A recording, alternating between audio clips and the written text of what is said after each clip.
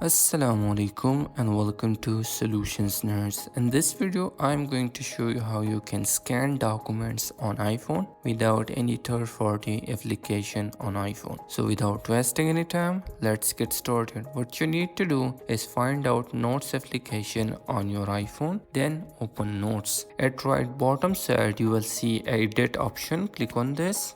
Now in here simply click on done. At the bottom side you will see the attach icon. Click on this. This menu will be pop up and here you can see scan documents. For the example you can take whatever scan you wanted, but for example I will scan this book cover right here. I will click on scan document. iPhone will detect and take this scan.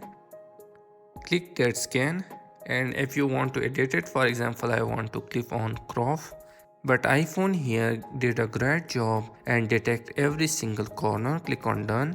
If you want to change the color scheme, then click on filters, and here you can see this built-in filters, for example grayscale, black and white, photos, but I will click on color. Then at left top side you will see done. Click on this and then click on save.